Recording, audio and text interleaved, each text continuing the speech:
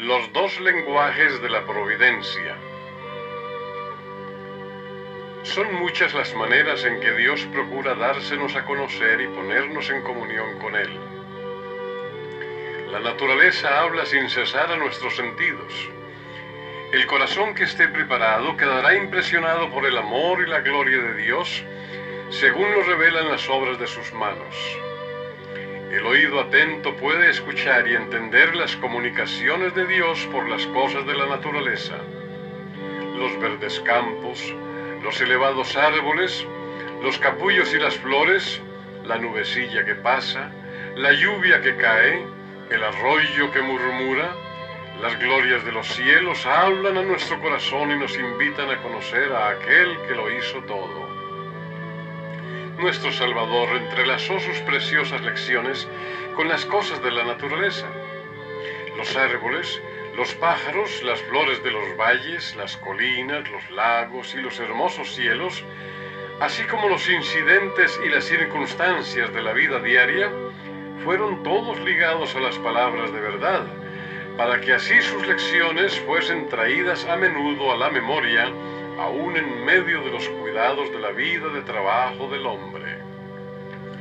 Dios quiere que sus hijos aprecien sus obras y se deleiten en la sencilla y tranquila hermosura con que Él adornó nuestra morada terrenal. Él es amante de lo bello y sobre todo ama la belleza del carácter, que es más atractiva que todo lo externo, y quiere que cultivemos la pureza y la sencillez, gracias características de las flores. Si tan solo queremos escuchar, las obras que Dios creó nos enseñarán preciosas lecciones de obediencia y confianza. Desde las estrellas que en su carrera sin huella por el espacio siguen de siglo en siglo los derroteros que les asignó, hasta el átomo más diminuto, las cosas de la naturaleza obedecen a la voluntad del Creador. Y Dios cuida y sostiene todo lo que creó. El que sustenta los innumerables mundos diseminados por la inmensidad, también tiene cuidado del gorrioncillo que entona sin temor su humilde canto. Cuando los hombres van a su trabajo o están orando, cuando se acuestan por la noche o se levantan por la mañana, cuando el rico se sacia en el palacio o cuando el pobre reúne a sus hijos alrededor de su escasa mesa, el Padre Celestial vigila tiernamente a todos. No se derraman lágrimas sin que Él lo note. No hay sonrisa que para Él pase inadvertida. Si creyéramos implícitamente esto, desecharíamos toda ansiedad indebida. Nuestras vidas no estarían tan llenas de desengaños como ahora, porque cada cosa, grande o pequeña, se dejaría en las manos de Dios, quien no se confunde por la multiplicidad de los cuidados ni se abruma por su peso. Entonces nuestra alma gozaría de un reposo que muchos desconocen desde hace largo tiempo. Cuando vuestros sentidos se deleiten en la amena belleza de la tierra, pensad en el mundo venidero, que nunca conocerá mancha de pecado ni de muerte, donde la faz de la naturaleza no llevará más la sombra de la maldición. Represéntese vuestra imaginación la morada de los salvos, y recordad que será más gloriosa que cuanto pueda figurarse la más brillante imaginación. En los variados dones de Dios en la naturaleza, no vemos sino el reflejo más pálido de su gloria. Está escrito: cosas que ojo no vio, ni oído oyó, y que jamás entraron en pensamiento humano, las cosas grandes que ha preparado Dios para los que le aman. El poeta y el naturalista tienen muchas cosas que decir acerca de la naturaleza, pero es el creyente quien más goza de la belleza de la tierra, porque reconoce la obra de las manos de su Padre y percibe su amor en la flor, el arbusto y el árbol. Nadie que no los mire como una expresión del amor de Dios al hombre puede apreciar plenamente la significación de la colina, del valle, del río y del mar. Dios nos habla mediante sus obras providenciales y la influencia de su Espíritu Santo en el corazón. En nuestras circunstancias y ambiente, en los cambios que suceden diariamente en torno nuestro, podemos encontrar preciosas lecciones si tan solo nuestros corazones están abiertos para recibirlas. El salmista, rastreando la obra de la providencia divina, dice: la tierra está llena de la misericordia de Jehová. Quien sea sabio, observe estas cosas y consideren todos la misericordia de Jehová. Dios nos habla también en su palabra. En ella tenemos, en líneas más claras, la revelación de su carácter, de su trato con los hombres y de la gran obra de la redención. En ella se nos presenta la historia de los patriarcas, profetas y otros hombres santos de la antigüedad. Ellos estaban sujetos a las mismas debilidades que nosotros. Vemos cómo lucharon entre descorazonamientos como los nuestros, cómo cayeron bajo tentaciones como hemos caído nosotros, y sin embargo, cobraron nuevo valor y vencieron por la gracia de Dios. Y recordándolos, nos animamos en nuestra lucha por la justicia. Al leer el relato de los preciosos sucesos que se les permitió experimentar, la luz, el amor y la bendición que les tocó gozar y la obra que hicieron por la gracia a ellos dada, el Espíritu que los inspiró enciende en nosotros un fuego de santo celo, un deseo de ser como ellos en carácter y de andar con Dios como ellos. El Señor Jesús dijo de las Escrituras del Antiguo Testamento, y cuánto más cierto es esto acerca del Nuevo: ellas son las que dan testimonio de mí, el Redentor, aquel en quien se concentran vuestras esperanzas de la vida eterna. Sí, la Biblia entera nos habla de Cristo. Desde el primer relato de la creación, de la cual se dice: sin Él nada de lo que es hecho fue hecho, hasta la última promesa: he aquí yo vengo presto, leemos acerca de sus obras y escuchamos su voz. Si deseáis conocer al Salvador, estudiad las Santas Escrituras. Llenad vuestro corazón con las palabras de Dios.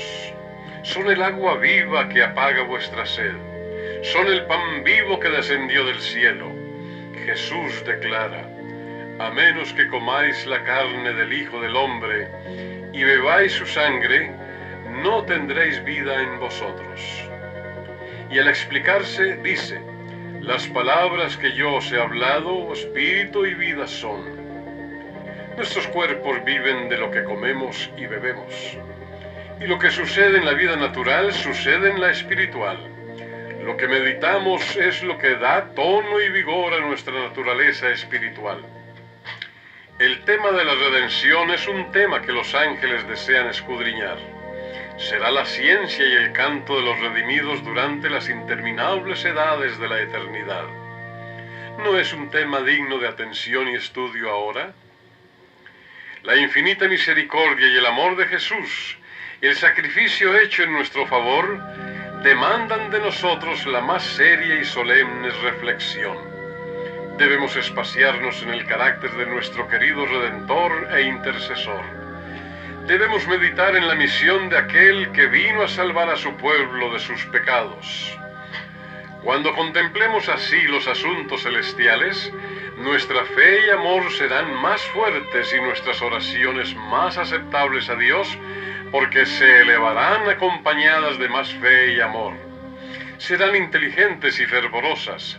Habrá una confianza constante en Jesús y una experiencia viva y diaria en su poder de salvar completamente a todos los que van a Dios por medio de Él. Mientras meditemos en la perfección del Salvador, desearemos ser enteramente transformados y renovados conforme a la imagen de su pureza. Nuestra alma tendrá hambre y sed de llegar a ser como aquel a quien adoramos. Cuanto más concentremos nuestros pensamientos en Cristo, más hablaremos de Él a otros y mejor les representaremos ante el mundo. La Biblia no fue escrita solamente para el hombre erudito. Al contrario, fue destinada a la gente común. Las grandes verdades necesarias para la salvación están presentadas con tanta claridad como la luz del mediodía, y nadie equivocará o perderá el camino, salvo los que sigan su juicio privado en vez de la voluntad divina tan claramente revelada. No debemos conformarnos con el testimonio de hombre alguno en cuanto a lo que enseñan las Santas Escrituras, sino que debemos estudiar las palabras de Dios por nosotros mismos. Si dejamos que otros piensen por nosotros, nuestra energía quedará mutilada y limitadas nuestras aptitudes. Las nobles facultades del alma pueden reducirse tanto por no ejercitarse en temas dignos de su concentración, que lleguen a ser incapaces de penetrar la profunda significación de la palabra de Dios. La inteligencia se desarrolla si se emplea en investigar la relación de los asuntos de la Biblia, comparando escritura con escritura y lo espiritual con lo espiritual. No hay ninguna cosa mejor para fortalecer la inteligencia que el estudio de las Santas Escrituras. Ningún otro libro es tan potente para elevar los pensamientos, para dar vigor a las facultades, como las grandes y ennoblecedoras verdades de la Biblia. Si se estudiara la palabra de Dios como se debe, los hombres tendrían una grandeza de espíritu, una nobleza de carácter y una firmeza de propósito que raramente pueden verse en estos tiempos. No se saca sino un beneficio muy pequeño de una lectura precipitada de las Sagradas Escrituras.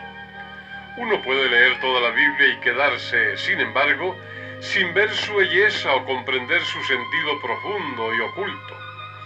Un pasaje estudiado hasta que su significado nos sea claro y evidente sus relaciones con el plan de salvación, resulta de mucho más valor que la lectura de muchos capítulos sin un propósito determinado y sin obtener una instrucción positiva.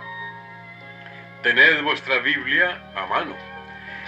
Leedla cuando tengáis oportunidad. Fijad los textos en vuestra memoria. Aún al ir por la calle podéis leer un pasaje y meditar en él hasta que se grabe en la mente. No podemos obtener sabiduría sin una atención verdadera y un estudio con oración. Algunas porciones de la Santa Escritura son en verdad demasiado claras para que se puedan entender mal.